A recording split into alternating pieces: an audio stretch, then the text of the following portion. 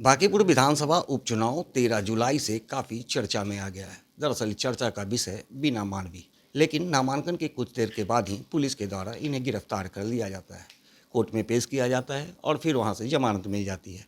लेकिन नामांकन रद्द होने के बाद अब बीना मानवी के ऊपर क्या कुछ बीत रही है, इनकी आगे की क्या रणनीति होगी, इन तमाम मुद्दों पर बात करेंगे।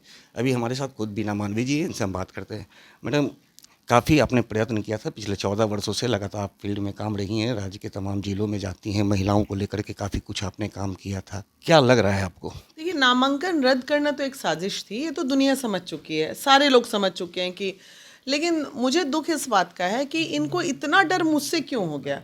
ना मैं राजनीतिज्ञ थी, नई नई राजनीतिक क्षेत्र में कदम रख रही थी, पहली बार अपनी किस्मत को आजमाने में उतरी थी, इस शौक के साथ कि मैं बांकीपुर में बैठ के इतने सालों से सेवा दे रही हूँ, तो अब थोड़ा और अच्छा सेवा दूंगी अगर मैं विधायक बन जाऊंगी तो। महिला विरोधी पार्टी ये थी नहीं बीजेपी। महिलाओं को आगे सशक्त बनाने की बीजेपी हमेशा बात करती थी। ना तो ये नीतीश जी होते तो ऐसा होता, ना तो मोदी जी कभी ऐसा सोचते हैं कि किसी महिला को चकनाचूर करो। इन लोगों ने, अगर बाय द वे मेरे पे कोई मुझे जानकारी होती तो मैं वो नॉमिनेशन के पेपर में वो किस केस के बारे में भी लिखती। हंगामा हुआ, नेशनल न्यूज़ बना, नेशनल मुद्दा बना, इससे और मेरी मजबूती बढ़ गई। सारे लोगों को ये लग गया कि बाप रे, सबसे मजबूत कैंडिडेट वीना मानवी थी और उसके साथ ऐसा हो गया। रातों रात 10,000 वोट्स मेरे और बढ़ गए, इमोशनल वोट्स। अब इनका पहला पासा तो उल्टा पड़ गया। अब इन्होंने प्लान नंबर 2 किया कि ढूंढो ढूंढो, कहीं ना कुछ तो कुछ गड़बड़ी होगी। वो गड़बड़ी ना होती तो ये गड़बड़ी, ये नहीं होती वो, एनी हाउ उससे बड़ी गड़बड़ी ना है बीजेपी के कैंडिडेट में, मेरे से ज़्यादा बड़ी गड़बड़ी है। 10 साल का गैप है मैट्रिक और ग्रेजुएशन में। तो शायद यही कारण था, पिछले उम्मीदवार जो थे अभिषेक कुमार सिन्हा, उनको हटाया गया था, फिर इस तरह के जो उम्मीदवार हाँ, आए। तो इनके तो बीजेपी वाले में तो बस वहाँ वो तो वॉशिंग मशीन है बीजेपी। वहाँ जाओ तो सारी गंदगी साफ, सारी बुराइयां साफ, सारा फर्जीवाड़ा साफ, सारा कुछ साफ। जब तक आप बीजेपी में हो आपको कुछ नहीं हो सकता, लेकिन आप बीजेपी में नहीं हो तो आपको बहुत कुछ हो सकता है। अब इनका नेक्स्ट स्टेप क्या होगा? चलो, वीना मानवी बहुत टर टर टर टर कर रही है, बहुत डिस्टर्ब की हुई है, गले की हड्डी बनी, चलो इसका महिला विकास मंच में ताला लगाओ किसी भी तरह, बहुत महिला महिला करते रहती है ये। तो अब चुनाव के बाद इनका नेक्स्ट स्टेप ये होगा, आप देख लेना, बहुत जल्द महिला विकास मंच को ये लोग टारगेट लेंगे। सिर्फ मकसद है मेरा मुंह बंद कराना। अरे, मोदी भक्त हैं आप लोग। मोदी जी ने कब कहा किसी महिला को आगे नहीं आने के लिए?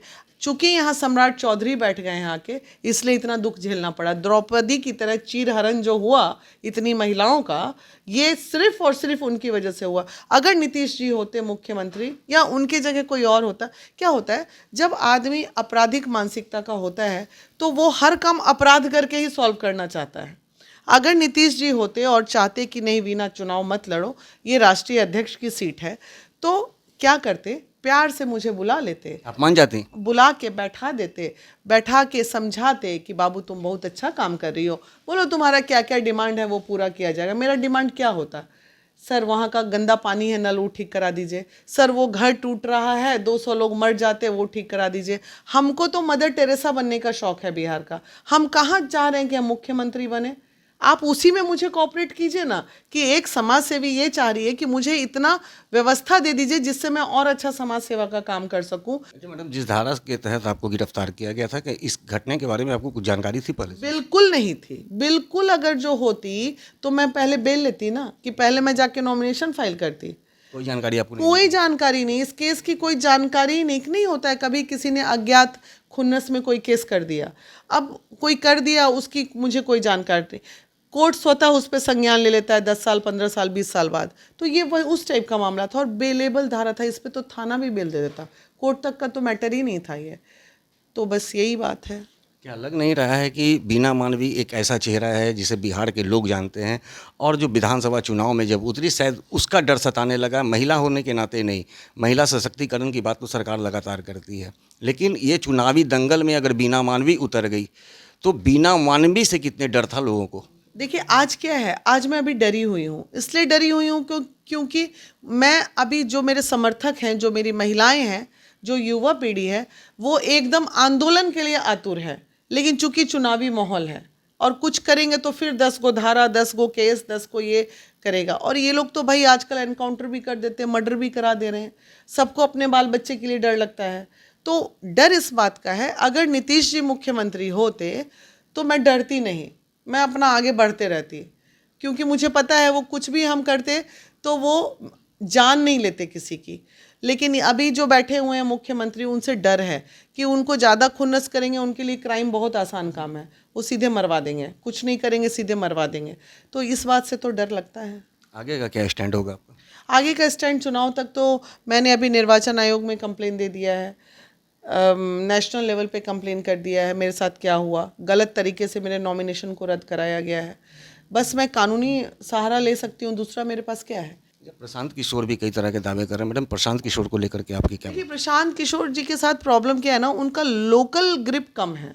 वो जितने भी लोग उनके साथ घूम रहे हैं वो सब बाहरी लोग हैं, पेड स्टाफ है, आईपैक, साईपैक, टाईपैक, ये सबको तो पैदा ही प्रशांत किशोर कर दिए। तो ये आईपैक वाले लोग वो चीज़ नहीं रिजल्ट दे सकते जो उस मोहल्ले का लड़का दे सकता है, वो आईपैक नहीं दे सकता, साईपैक नहीं दे सकता, क्या तो जाईपैक, पता नहीं कितना पैक बना दिए हैं, ये सब उन्हीं का जन्म किया हुआ चीज़ सब है। लेकिन जो एक लोकल कार्यकर्ता जो काम कर सकता है, मेरा चुनाव कैसे चल रहा था, लोकल कार्यकर्ताओं पे, और उसमें भी ज़्यादातर महिलाओं से। तो मुझे लगता है कि चुनाव की अच्छी रणनीति यही होती है कि जो हम लोकल लोगों से काम ले सकते हो, बाहरी लोगों से नहीं ले सकते। मैडम, जिस तरह से आप में नाराजगी देखी जा रही है बीजेपी को लेकर के, तो क्या लगता है कि इस चुनाव में बीजेपी के खिलाफ आप किसी का समर्थन करेंगी?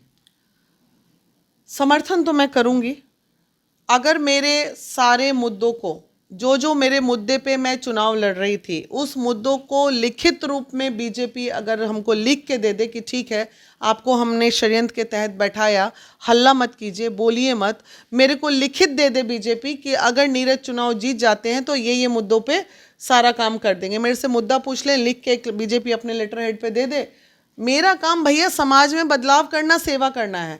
हमको वहाँ कितना फंड आ रहा है, कौन कितना लूट रहा है, उससे हमको कोई मतलब नहीं, काम मेरा होना चाहिए बस। अन्यथा आक्रोश देखने नहीं तो आक्रोश तो फिर है ही, देखिएगा फिर चुनाव के बाद। तो देखिए, जैसा कि बीना मालवीय ने कहा है कि एक साजिश के तहत जो है इनका नामांकन रद्द कराया गया है। हालांकि ये कमज़ोर नहीं है और आगे इनकी लड़ाई जारी रहेगी। चुनाव खत्म होने के बाद ही महिला विकास मंच और बीना मालवीय का आक्रोश जो है वो सड़कों पर देखने को मिलेगा। लेकिन इन्होंने एक भी बात ये भी कहा है कि यदि चाहे वो कोई भी कैंडिडेट जो जीत करके आता है, यदि हमारी मांगों को पूरी करता है, हमारी शर्तों को मानता है, तो निश्चित रूप से चुनाव में उनका समर्थन भी करने को तैयार हैं। अब देखना दिलचस्प होगा कि बीना मालवीय ने जो बातें रखी है उस पर कौन सा पार्टी और कौन सा उम्मीदवार इनकी बात से सहमत होता है।